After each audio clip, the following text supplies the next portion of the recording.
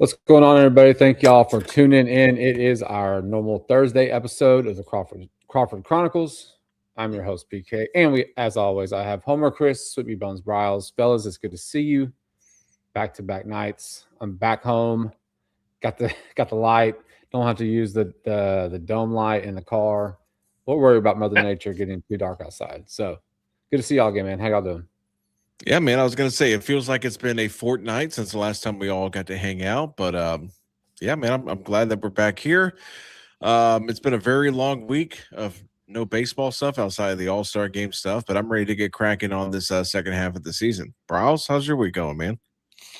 Yeah, agreed, man. It was fun to get to talk about the trade last night. That was really cool to go live, get that out. But I am also glad, PK, that you are not in a car, and I'm also glad that I updated my laptop, so I am There not we frozen go. anymore. So There hey, you go. that production value that I promised last night, it's back in play. So that's what I'm most excited for. PK, glad you were on vacay, man. Yeah, I appreciate it. Yeah, no, it was awesome. We had a good time up there at the lake. I mean, could have been better. Better. The weather could have cooperated more, but you know, we weren't on the out there west in Uvalde. Those guys are dealing with it right now. So Oof, they big are. prayers to them on that side. But back home, man, let's get into this thing. We finished up the first half of the season at 47-51. You're in an AL West where nobody wants to pull away, and given everything that this team has, you know, gone through, injuries, your lack of starting pitching, timely hitting, you are right there at a position where you're actually a freaking buyer. You're a buyer at the deadline, and you're right there with a shot to make the playoffs. You made a move like we talked about last night in clearing up some cap space with LMJ and Colton Gordon off to Milwaukee, and in return, with said cap space, flexibility, you get Jaden Fielder back, single A ball player, 22 years old. You'll see him in a few years if he makes it that far. Big series coming out of the break coming up, starting tomorrow. You got Baltimore in town for 3. They are 46-51 coming in town. This is a great way for you to kind of get this second half of the season going with, hopefully a series win. We talk about series wins all the time on this show, and I know all the fans do as well. I think you're kind of at that point right now where these winning 2 out of 3 is great, but it's not what you need to be doing. You need to go on a run in the next couple of weeks, where it's a little bit more than 2 out of 3 every couple of series, right? I mean, you're looking at do some sweep damage on some teams that you need to handle.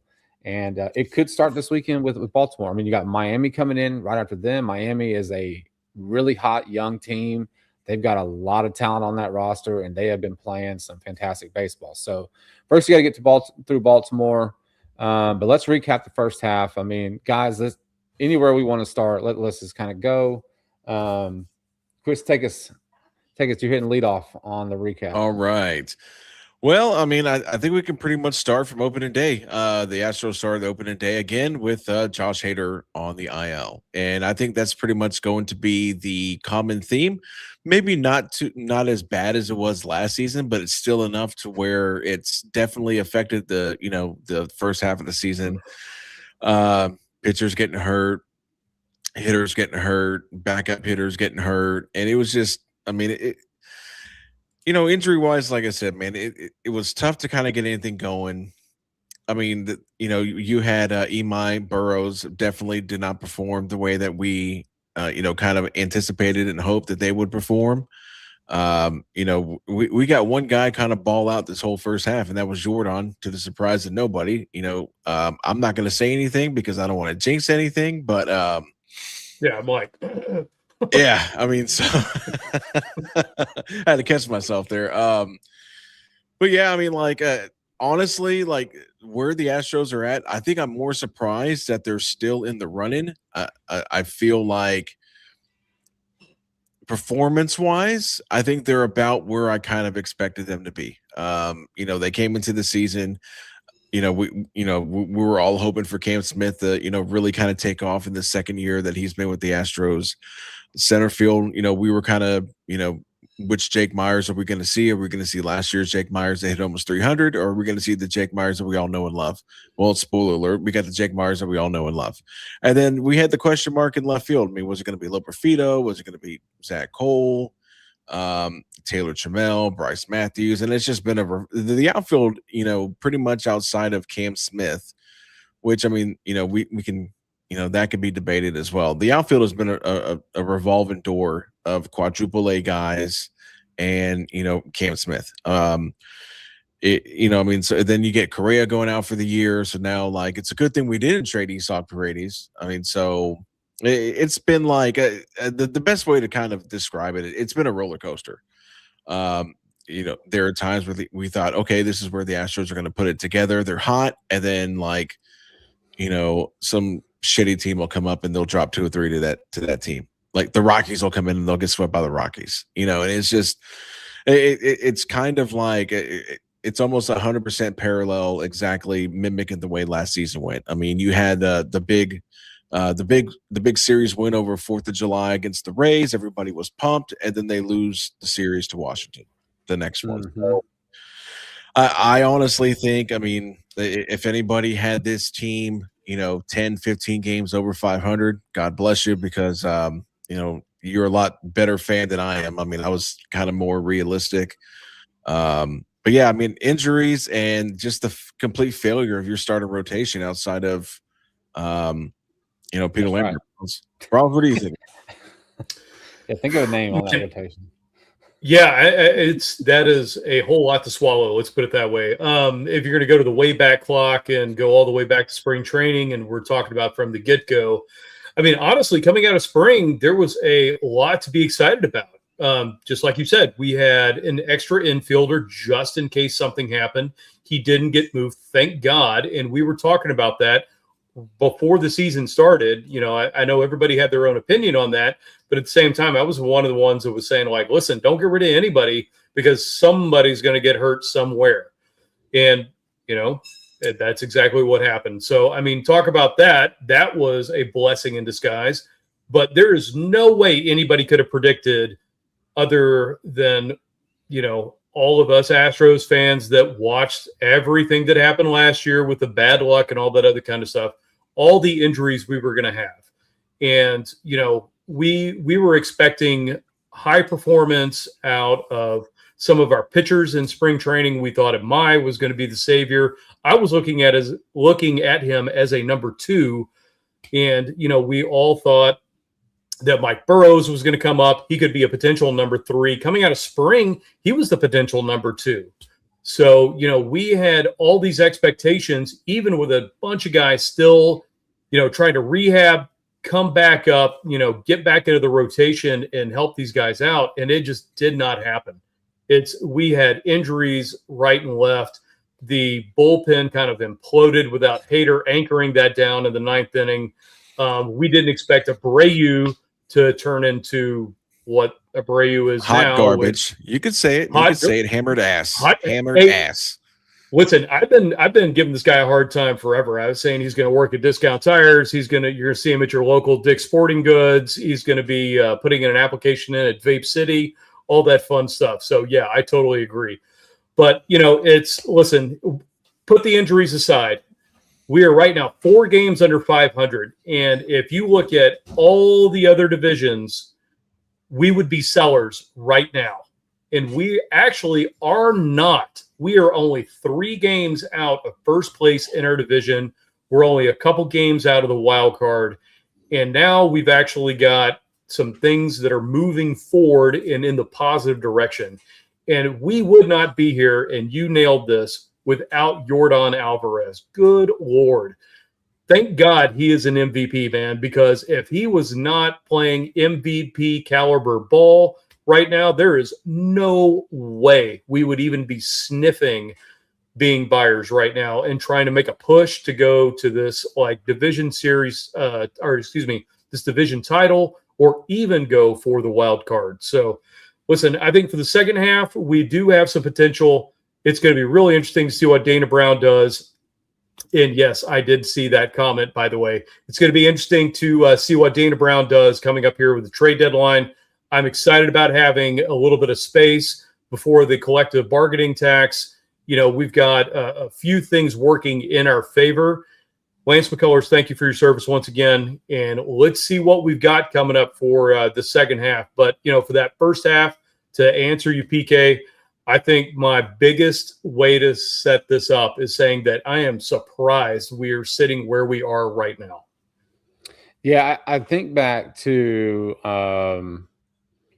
what was that? 2009. I'm going to do college football reference here. This is how I am going to lay this out. In 2009, you had Colt McCoy as a quarterback for the Longhorns. He gets hurt, right, against Alabama in the national championship.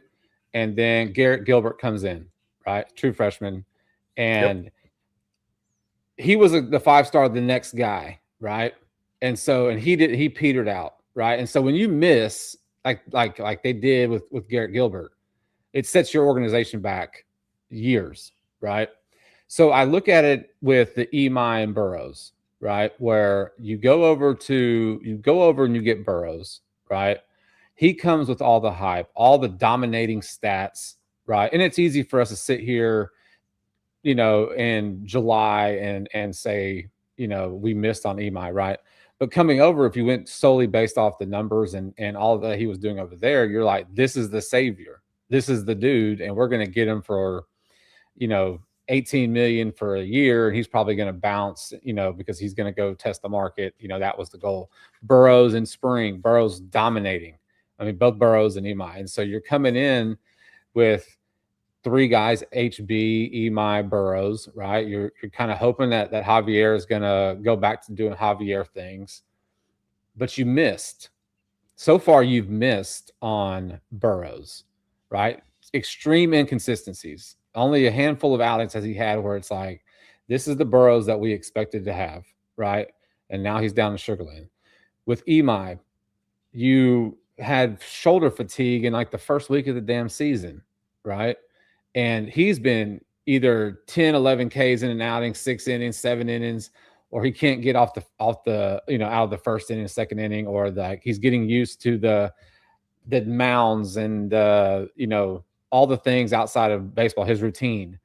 And so right now, like you've missed, right? And it's setting this organization back at the moment because you don't have a true really rotation that can even do any damage in the postseason if you were to get there. Hunter Brown is essentially the ace of the team, right? But we haven't seen the Hunter Brown that we've grown accustomed to since he's been back from the injured list. Peter Lambert's a guy that cleared waivers after spring and wanted to stay here, and he's ended up being the dude that you can count on the most, right? Spencer, we all know, was 7-1 at one point, and he's fallen off the face of the cliff in his last five outings. You really don't have a rotation that is suitable to go into a postseason to make any kind of deep run unless these guys just instantly turn it on and they go to what we expect them to be. Imai going to be this lockdown, not necessarily 10K guy, but 6 innings of 3-hit baseball with 1 run, 2 runs, earned. Arrighetti kind of coming back, trending a little bit up, kind of not necessarily where he was at the beginning of the season, but trending up from where he's been at right now.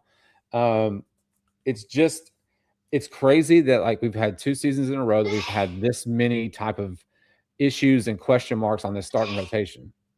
And you had this offense at the beginning of the season that was leading the majors in runs per game. I mean, we joked about it before where we're going to have to win games with slow pitch softball scores 12-11 and 14-12, right?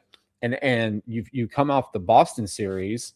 I think you're 8-5, I think, or 5-2 or something like that, right? Because I think you split. Or how was it? We went Anaheim first. We split Anaheim and then split Boston, wasn't it? Yes. So yeah, okay. So you're 5-2, right? Coming out and going on the road, and so from then on out, man, it's been just up and down roller coaster of, up and down roller coaster of emotions with this team, and now here we are. And I think we talked about it. I know I've talked about it back in late April, May, that what this team is going to do come the trade deadline is that they're going to make some type of little run, and it's going to get them into a position to be a seller or be a buyer. Right. But they're not going to have the pieces that they need to be a true contender in the American League, regardless of how weak the American League is. I mean, especially your division, right? So, I mean, win total for the second half, like they need to win 38 games. That puts them at 85 wins. And that could get them possibly into the wild card. But you're talking about a run in the second half that they didn't do in the first half, right? And this is going out and getting more pieces to try to, say what you have in your farm system to go out and get the pieces you need to make that run in the second half. And I just don't know if we've got what it takes to do it. No, I mean, from what I've seen from the first half, the Astros just 100% lack consistency. Back to what you were saying, there was like a period of time where I think we had outscored opponents by like 45, 50 runs or something like that. It was something crazy. Now you look at it, we've been outscored by 46 runs. I mean, so it fell off the cliff for a while.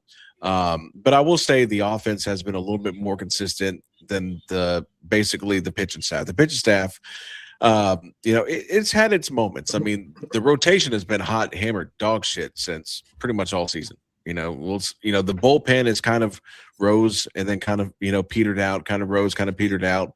But I'll be honest with you, man, like I agree with you 110%. I mean, like the Astros may be buyers, but they're buying at like the Dollar Tree. They're not going, they don't have Randall's money. They don't have Costco money. They don't have Sam's money.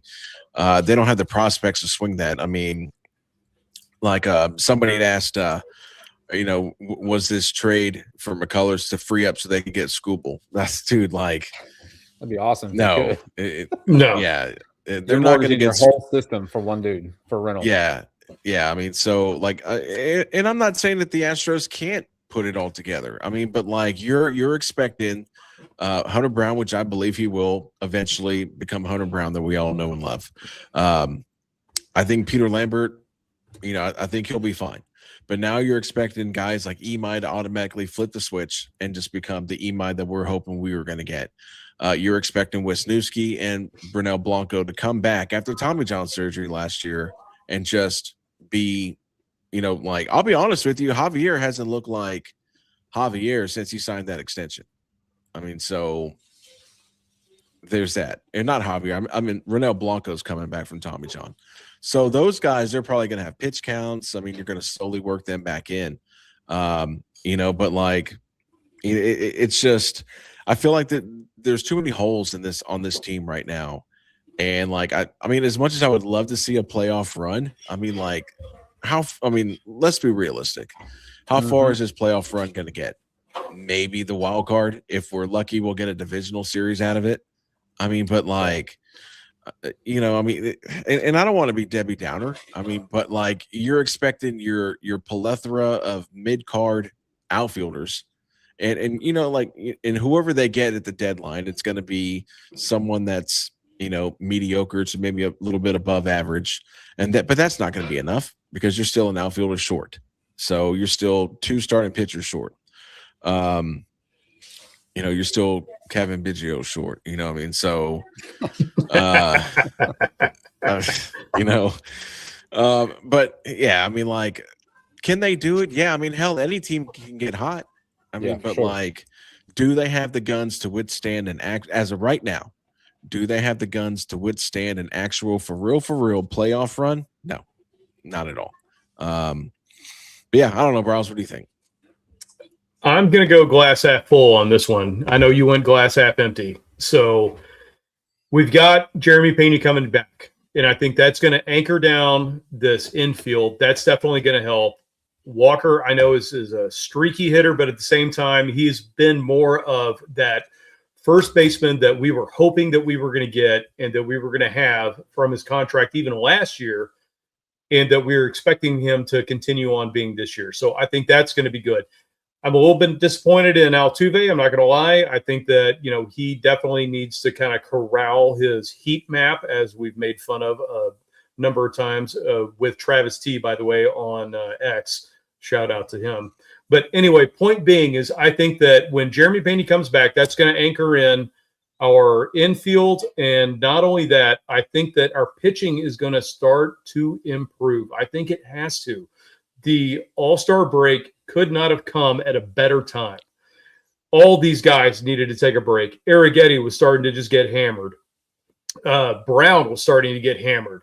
So it's like with these guys getting to take a break after coming back from injuries, I think we're doing a lot better. And by the way, you didn't misspeak when you said Javier came back from Tommy John.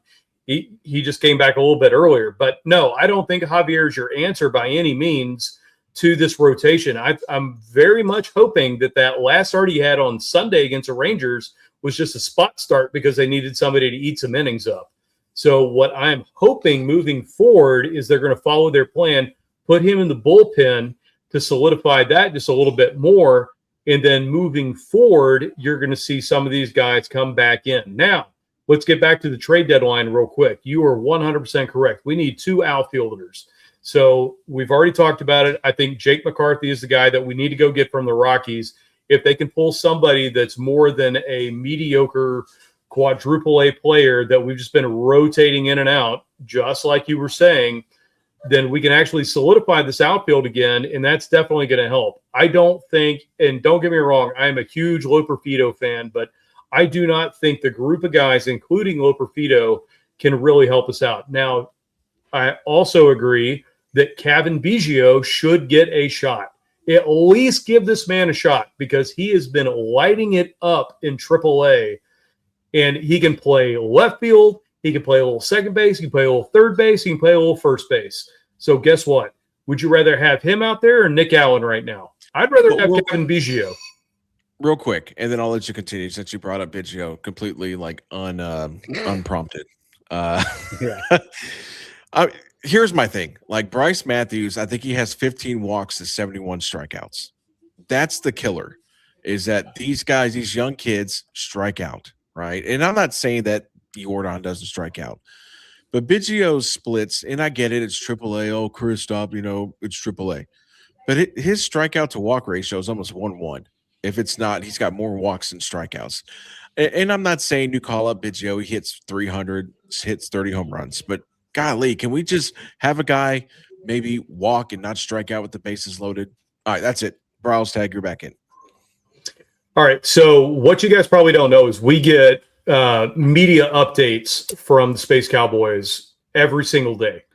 And I guarantee the subject line of like 2 out of 3 days is like, hey, Biggio walks it off in Sugarland. Hey, by the way, Biggio went 3 for 4 or whatever the case may be. So that's why I was saying just give the guy a shot. But I would rather have him out there patrolling left field right now than Loperfido, like I said, who's my boy. I'd rather have him out there than Lamonte Wade. I'd rather have him out there than Trammell. I'd rather have him out there than I name a guy than Jake Myers, actually, at this point. So, give me Biggio for a hot minute to see what he can do. But you have to go out and get one infielder. And I do think we're going to end up getting a starting pitcher. Honestly, I think that move with Lance McCullers is going to turn into Sonny Gray, is what I think. I think it's going to turn into Sonny Gray from the Reds. We're going to end up getting him at the trade deadline. I don't know, man. I don't think so. I don't think so. And here's my other bold prediction. You ready for this? I don't like it. Lance McCullers gets dropped from the Brewers, and we pick him up for the league minimum. Let's go back to Sonny Gray. You need to go get your Crawford-Damas hat. Like, for real. You got to start busting that out. But, yeah, go ahead, BK. Go ahead. He's with Boston, right? Yes. Yeah. He's with the Reds. Hell of a season. No, that's right. He is with Boston. You're right. My bad. I said the Reds. Boston was in the gutter in that AL East. And now they finished the break on like a 7-8 game winning streak, right? So that turns their season or outlook for July completely around from what it was. Right, and makes them another buyer, which could take Sonny Gray off the market, right? Just because they ended that the last week on that run. So, be interesting to see, man. But look, that's one dude. Game Face brings up, what Dana Brown did in 2021. Went out and got 4 outfielders at the deadline, and we know what happened, unfortunately. Yeah, but Atlanta had a hell of a lot better pitching staff and farm system. And again, I'm not saying you can't say they had a farm system that allowed them to make the moves that they did. We don't, right? But the guys that are movable that would get you the pieces back are guys that are untouchable. And I do. I mean, don't get me wrong. I would love to pull something off for Sonny Gray. However, if you don't think that the Astros are the only team interested in Sonny Gray is has like a 8-2 record with like a 2.1 something ERA. I mean, every damn team that needs starting pitching is going to go after Sonny Gray. I mean, so that's the only thing that that's the only thing that goes against the Astros. With all these guys they're interested in. Hell, I mean, half the damn major leagues are interested in them too.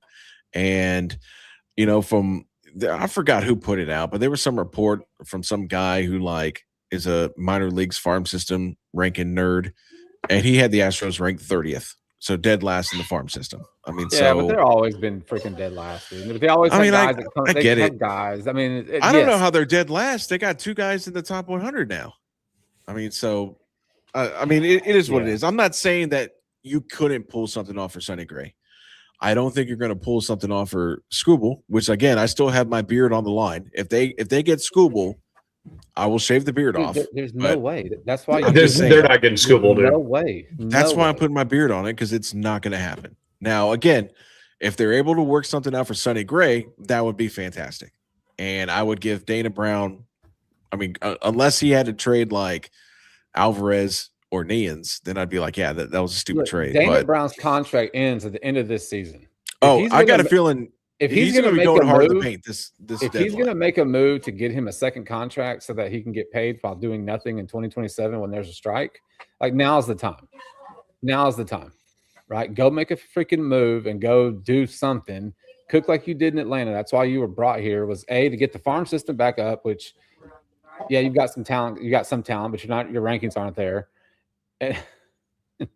And then you need to go make some moves at the deadline and make this thing happen. Like I said, like your ass is on the line. You and Espada, both of y'all don't have a contract for 2027. Yeah, I mean, yeah, same thing with this. I mean, I don't mind Espada that much. I mean, he can go on, but yeah, I mean, it's a conversation's sake.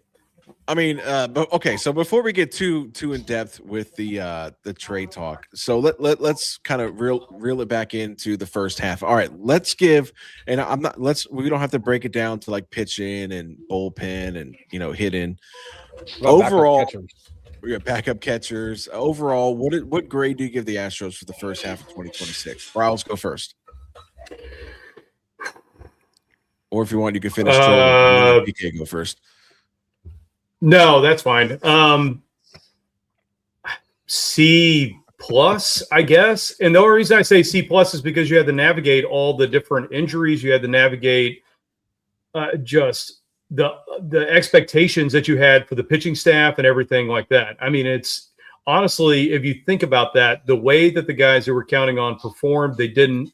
And the guys that you were counting on to not get injured, they did.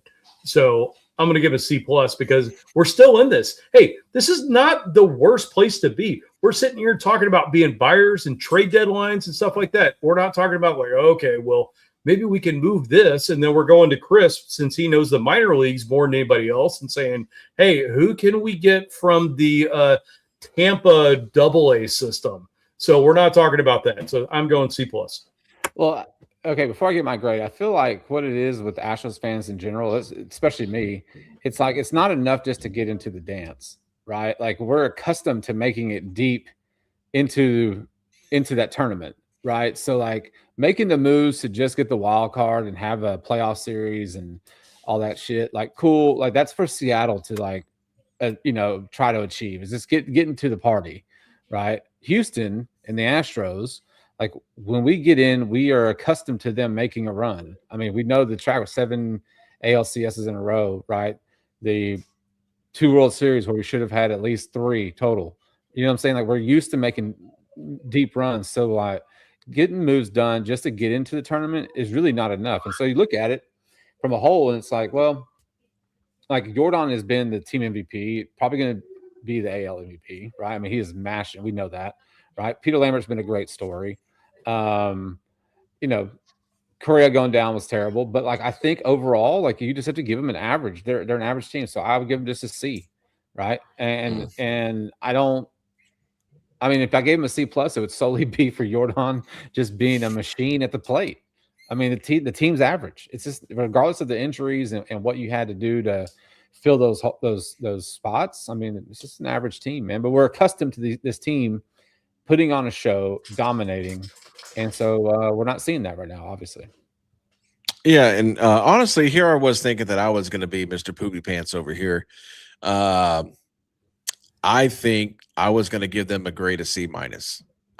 Mainly because what saves them from getting the D is the fact with how much hot garbage the AL West is, and the fact that, you know, like, and again, you know, to PK's point, I mean, we are spoiled little shits, to be honest with you, as far as Astros fans. The last 10 years, well, you know, maybe from 2022 to, you know, let's just say 2015, whatever, maybe 7-8 years, we have been probably one of the most spoiled fan bases with how good this team's been. But I kind of lean the same way you do. It's like, listen, I don't want to see them go to the playoffs and get bounced in 2 games of the wild card to the Tigers.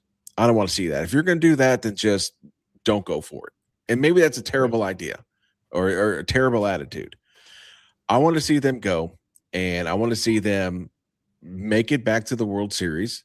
And, you know, I mean, of course, I'd love to see them win another one. But, I mean, like, I feel like we've been given so much. Like, I feel like we're settling for, hey, well, at least we made the wild card. Well, I don't give a shit about the wild card. I mean, I want to go as far as I can. Well, hey, we made it to the divisional. Okay, yeah, that's great. You know, so now we know what Milwaukee Brewers fans feel like. It's like, I want to go. It's ALCS, World Series, or bust. That's kind of the way I see it. And but, you know, to come back off of that tangent, I go C minus mainly because the guys that were supposed to be, you know, stalwarts in the rotation have been, you know, complete kind of bust. I'm willing to say bust. I mean, definitely Burrows has been a bust. He's down in AAA right now. Now he has some arm injury, so he's actually hurt. I thought we brought in a brand new medical staff, but apparently, you know, it's like that Spider-Man meme. It's the same people. We still have all the same injuries. Espada is still doing stupid shit.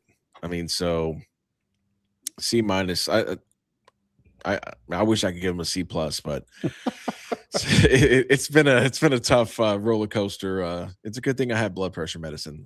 I guess I'll say that. You're glass half empty. I'm glass half full, and PK's right in the middle. There you go. Right. There you go. Well, look, let's get into this weekend series before we get out of here, man. So I totally forgot we had a series this weekend. 47-51 at the end of the All-Star break. You are, I think, 3 games back of the AL West division lead, a game and a half. I think. Oh, where am I at? Game and a half out of the final wild card. We're not getting Dusty back. That man is sipping pina coladas, living his life. Out in San Francisco. Oh, he's at his winery in Napa, baby. He's hanging out, making wine. So let's go. Here we go. Riles, hit me with the probables for the series starting tomorrow against the Orioles. All right, going up against the Orioles, and we're back to baseball. So if you guys took a vacation in Cabo San Lucas in this last week, probably saw some baseball players. So anyway, long story short, we're coming back Friday. Dean Kramer, 1-2 with a 4.09 ERA, going up against our new rotation set, by the way, with Peter Lambert, 8-5 with a 3.14. I like it. Saturday, you've got Trevor Rogers, 6-7 with a 4.4 ERA, going up against Spencer Arrighetti, 7-5 with a 4.5. That's obviously elevated over his last couple starts. And then Sunday, the rubber match.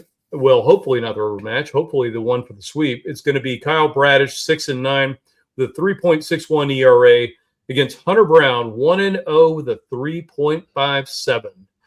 So we have reset that starting rotation, and Peter Lambert is the anchor. Gentlemen, what do you got? So I think Dean Kramer was the rookie pitcher last year that came in to Daikin and completely dominated the Astros, right? Probably. Sounds about right. Completely dominated him. And then the next time he faced him in Baltimore, we put up like 7 in like the first inning, right? You are right. You are right. Yeah. Look at that. PK has been doing his homework over the All-Star break. I like it. That's just straight knowledge. That's just straight knowledge. I like it. Dust the cobwebs off on a few things. Sometimes. Year 3. This is a new PK in year 3. That's right. So look, I'm taking the win on Friday. Peter Lambert, Yeah, I mean, the dude's been pretty freaking nails for us. Peter Lambert on Friday, I'll take the win there. Man, dude, like I guess I have my homer hat on, but I like Saturday, and I'm gonna go Sunday. Like I'm coming out this thing with a full sweep. Nice. Full sweep. Nice. Yeah, I wish that I had your same mentality. I am not going for the sweep. It's my reverse psychology for them to sweep. Yeah, I mean, I'll take the Friday win with PD Lambert on the mound. I have lost complete faith in Spencer Arrighetti, so we'll lose that game. It's just I'm going to go on a limb and say Hunter Brown has relaxed, has calmed down, has taken the break that he needed. So I'm going to go 2-1 Astros, and we drop the Saturday game. That's rough. Come with me, Bryles. Dude, I want to so bad. Trust me, because if you look at the pitching lineups on this one, I mean, we on paper should win this. Not only that, we know how much the Orioles have been struggling, even with having the Oso Blanco over at first base. I mean, they have not been putting it together, especially in the AL East. I mean, don't get me wrong, they've got some pretty stout competition compared to what we've had to deal with, but at the same time, it's like they're just not getting it together over there. So Dean Kramer, yeah, I mean, he shouldn't beat us, but is he? I don't know. I in Lambert, I trust. So I do think Friday we're going to win. I think Arrighetti and Brown, they're probably going to end up being the guys that have benefited the most from, this layoff with the All-Star break, because they both needed to just take a hot minute to take a step back and say, like, hey, look, we're not going to be in this rotation for a minute. We're going to take a minute. We're going to go chill out, relax, probably give their arms a break, maybe do a little bit of light workouts on the beach, and that's about it. And I'm really hoping they're coming back energized, because we need Hunter Brown for the second half. If we're going to make a run, like my glass half full prediction, he and Arrighetti, both, these guys are going to have to anchor down this rotation. And Lambert, thank you very much for playing, but you're going to have to be in the third fiddle. So because he's got to make room for Skubal, right? That's right. That's all right. We'll put Skubal number 4. He'll be fine. PK, I'm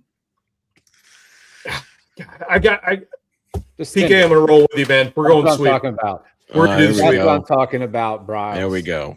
I like it. Sweet one. Chris is the hater on this show. Hey, I still have them winning the series. It's just I haven't seen enough at it. And Arrighetti's been god awful for like 7 or 8 starts.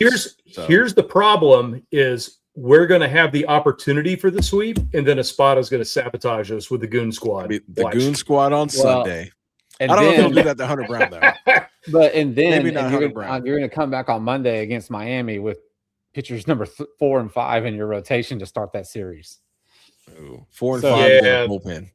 Yeah, so you need to take this series. You need to take this series, and you need to save the bullpen in this series for Miami. So, man, that's it, dude. I appreciate everyone for tuning in. A lot of great comments today. Liam, thanks for chiming in.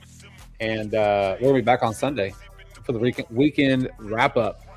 But until then, man, I am PK, Homer Chris, Sweet Bones Bryles, and this is the Crawford Chronicles. Hook 'em, baby. Guys, take it easy. Let's go, Stros, baby. Yep, bring it back. Let's go. I'm excited for the second half, man. It's been too long without real baseball. That All-Star game was garbage, by the way. Well, I had we got to fix this whole it was really garbage.